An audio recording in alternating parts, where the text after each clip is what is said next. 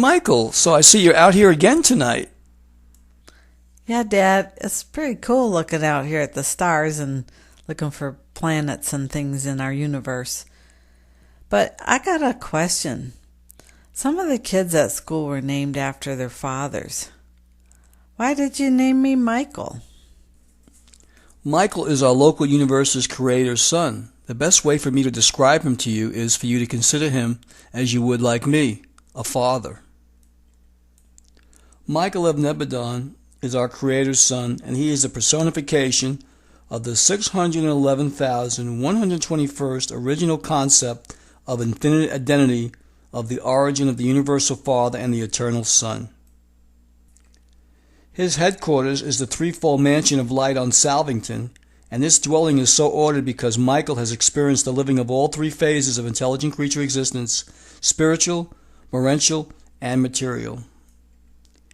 And because of his name associated with the seventh and final bestowal on earth, he is sometimes spoken of as Christ Michael.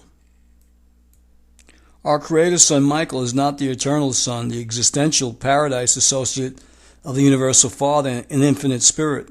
Michael of Nebadon is not a member of the Paradise Trinity. In the person of our Creator's Son Michael, we have a ruler and divine parent who is just as mighty, efficient, and beneficent as would be the Universal Father and the Eternal Son if both were present on Salvington and engaged in the administration of the affairs of the universe of Nebadon. Michael was elected to organize this local universe, and he now resides supreme. His personal power is limited by the pre-existing gravity circuits centering at the paradise and by the reservation on the part of the ancient days of the super-universe government of all final executive judgments regarding the extinction of personality. Personality is the sole bestowal of the Father, but the Creator's sons, with the approval of the Eternal Son, do initiate new creature designs, and with the cooperation of their spirit associates, they may attempt new transformations of energy matter. Michael's headquarters is officially located on Salvington, the capital of Nebadon. He spends much of his time visiting the constellation and system headquarters and even the individual planets. Periodically he journeys to Paradise and often to Uversa, where he counsels with the ancient days. When he is away from Salvington, his place is assumed by Gabriel, who then functions as regent of the universe of Nebadon.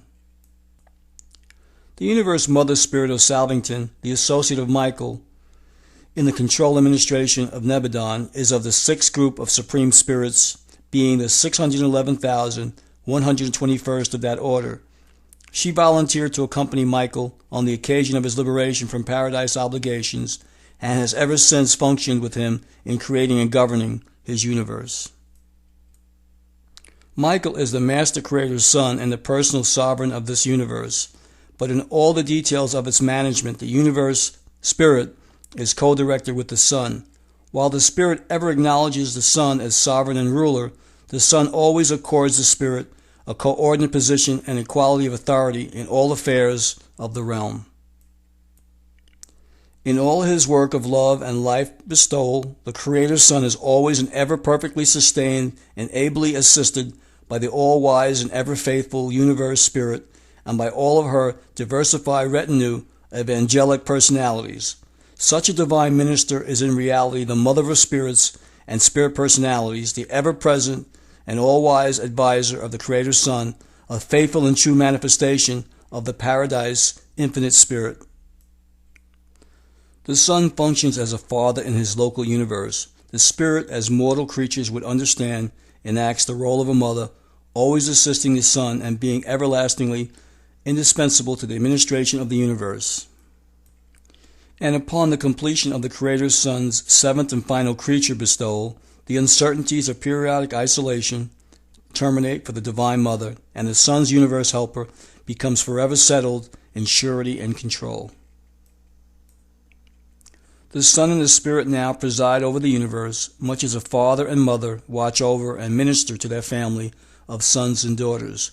It is not altogether out of place to refer to the universe spirit as the creative companion of the Creator's Son, and to regard the creatures of the realms as their sons and daughters, a grand and glorious family, but one of untold responsibilities and endless watch care.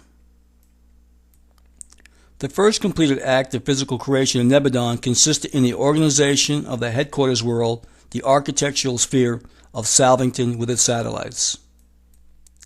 From the time of the initial moves of the power centers and physical controllers to the arrival of the living staff on the completed spheres of Salvington, there intervened a little over 1 billion years of your present planetary time.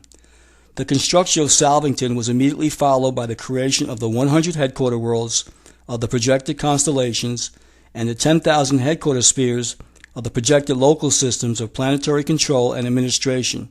Together with their architectural satellites, such architectural worlds are designed to accommodate both physical and spiritual personalities, as well as the intervening morontia, or transition stages of being.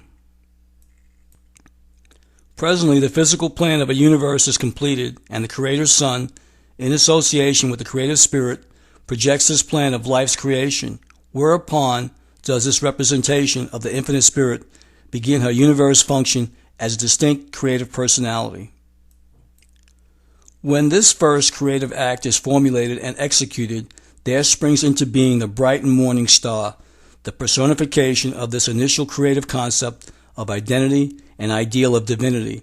This is the chief executive of the universe, the personal associate of the Creator's Son, one like him in all aspects of character, though markedly limited in all the attributes of divinity. And now that the right-hand helper and chief executive of the Creator's Son has been provided, there ensues the bringing into existence of a vast and wonderful array of diverse creatures. The sons and daughters of the local universe are forthcoming, and soon thereafter the government of such a creation is provided, extending from the supreme councils of the universes to the Father, of the constellations and the sovereigns of the local systems, the aggregations of those worlds which are designed subsequently to become the homes of the varied mortal races of will creatures, and each of these worlds will be presided over by a planetary prince.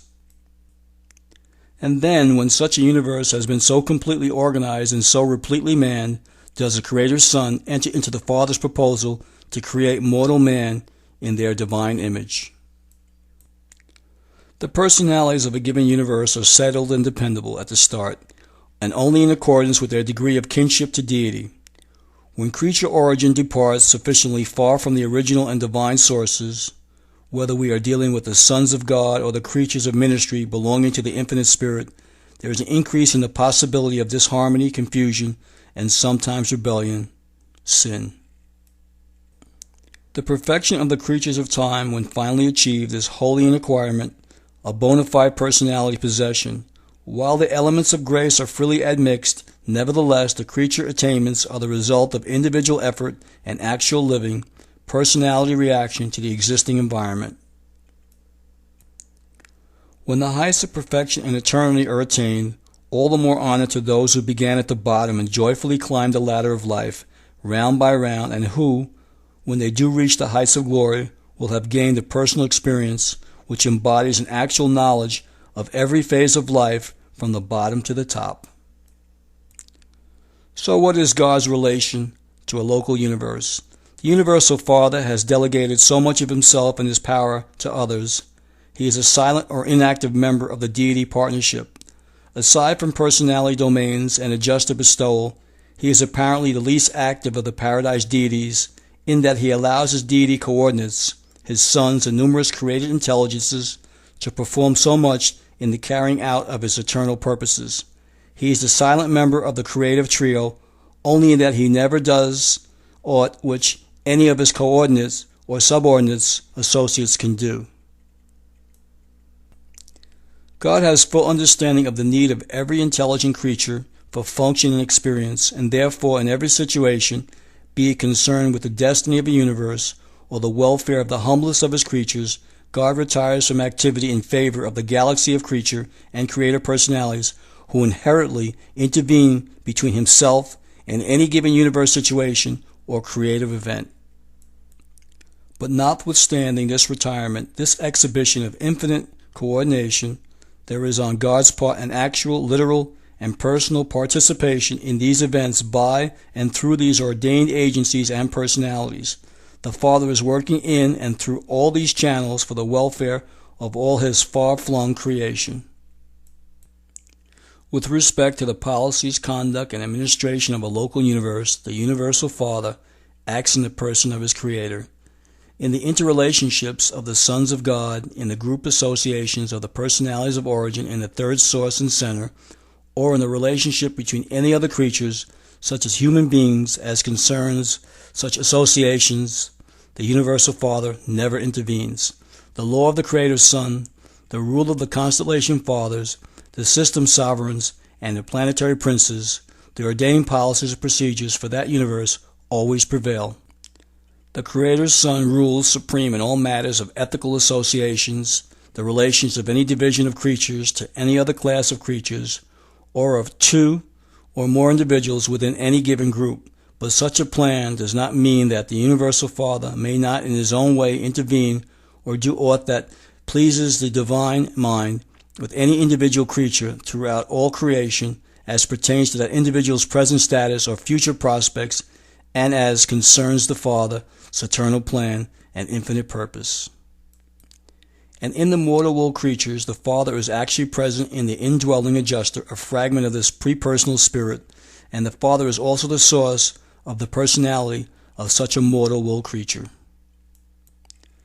The indwelling adjusters are one of God's separate but unified modes of contact with the creatures of his all but infinite creation. Thus does he who is invisible to mortal man manifest his presence, and could he do so, he would show himself to us in still other ways, but such farther revelation is not divinely possible. And I know, Michael, this can all sound rather confusing, because we cannot fully grasp this technique of God's communion with his children, but we can be strengthened in the assurance that the Lord knows his children, and that each of us, he takes note where we were born. And on our planet Earth, in our universe, in our heart, the Universal Father is present, spiritually speaking, by one of the seven master spirits of central abode, and specifically by the divine adjuster who lives and works and waits in the depths of the mortal mind. So the final question would be, Michael, what is our eternal and divine purpose here on Earth? There is a great and glorious purpose in the march of the universes through space. All of our mortal struggling is not in vain. We are all part of an immense plan, a gigantic enterprise, and it is the vastness of the undertaking that renders it impossible to see very much of it at any time and during any one life. We are all part of an eternal project which the gods are supervising and outworking. The whole marvelous and universal mechanism moves on majestically through space to the music of the meter, of the infinite thought and the eternal purpose of the first great source and center. And sadly, most human beings will die because we have failed to achieve the spirit level of a just fusion. The metamorphosis of death constitutes the only possible procedure whereby that we may escape the fetters of time and the bonds of material creation, thereby being enabled to strike spiritual step with the progressive procession of eternity. When we understand and survive the trial life of time and material existence, it becomes possible for us to continue on and touch with, even as a part of eternity, swinging on forever with the worlds of space around the circle of the eternal ages. The sectors of time are like the flashes of personality in temporal form. They appear for a season, and then they are lost to human sight, only to reappear as new actors and continuing factors in the higher life of the endless swing around the eternal cycle. Eternity, Michael, can hardly be conceived as a straightaway drive. In view of our belief in a delimited universe moving over a vast elongated circle around the central dwelling place of the Universal Father. Frankly, eternity is incomprehensible to the infinite mind of time. You simply cannot grasp it. You cannot comprehend it. And even while we look out over the vast stars in the universe, we cannot completely visualize it. And even as I did, it would be impossible for me to convey my concept to the human mind. Nevertheless, I have done my best, Michael, to portray something of our viewpoint, to tell you something of my understanding of things eternal.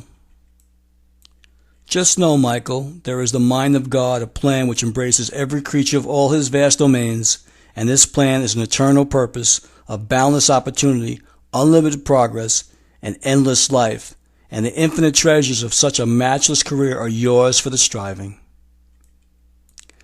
Michael, the goal of eternity is ahead. The adventure of divinity attainment lies before you.